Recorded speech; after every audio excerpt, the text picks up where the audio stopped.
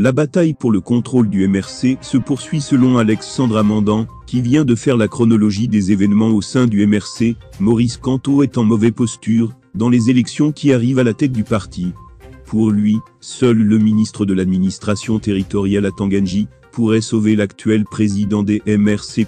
Celui qui n'aime pas la vérité circule seulement. Révélation inédite. L'MRC est un projet conçu en 2008 par un groupe d'universitaires et penseurs tels que Wanagi Nimon, Alain Fogg, Hubert Adba et autres. Toujours en 2008, les statuts fondateurs du parti seront déposés au ministère de l'administration territoriale, seulement en voyant comment les intellectuels étaient en train de se regrouper dans un projet politique en vue de l'élection de 2011. Le gouvernement va bloquer la légalisation du MRC. En 2008, Kamto est encore ministre de BIA. Pendant les émeutes de la faim, il n'avait pas fait la moindre sortie pour soutenir la population et dénoncer les maltraitances du gouvernement. Il continuait tranquillement de jouir des multiples avantages de l'article 2 du décret de son mentor BIA. En 2011, Kamto, informé par son ami, démissionne du gouvernement 10 jours avant le remaniement. Il va convaincre le PR Alain Fogg pour la réécriture du projet MRC, qui existait depuis 2008. Dr Modestine Carole Tchatchouan-Yonzou, ainsi que Michel Ndoki vont participer à ce travail. De nouveaux statuts sont déposés au MINADT, après une assemblée générale, qui propulsera à la tête du parti Maurice Kamto, un ancien membre du gouvernement.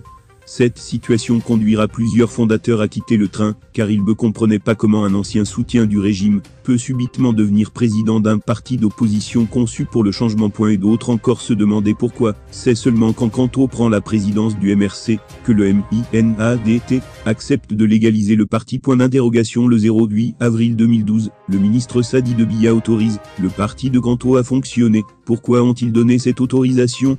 Simplement parce qu'un accord politique avait été passé avec Kamto. Il devait jouer à l'opposant principal du régime, car Frundi devenait vieillissant et impopulaire. En 2018, l'appétit de Kamto pour le pouvoir vont l'amener à trahir ses compères du gouvernement, avec qui il avait passé le deal. Le gouvernement va le punir très fort pour cette bêtise. Il fera tout pour s'excuser. Il a même demandé à rencontrer le PRC pour s'excuser. Au final, le système lui a pardonné ses fautes et lui a demandé de vilipender le MRC. Ainsi, à sa sortie de prison, il empêchera à son parti de participer aux élections en avançant de faux prétextes. Désormais, le MRC n'existe que dans les médias. Michel Ndoki, ayant eu toutes les confidences de son vrai peur Christian Bandaegoka, va refuser d'entrer dans ce bal de dealer. Après plusieurs menaces, elle va quitter le pays, car elle détenait tous les secrets. Ndoki est revenu pour mettre fin à cette mafia politique. Et pour redonner un souffle nouveau à ce parti infiltré depuis longtemps au sommet, elle détient un argument solide. Selon les textes déposés en 2012 au MINATD,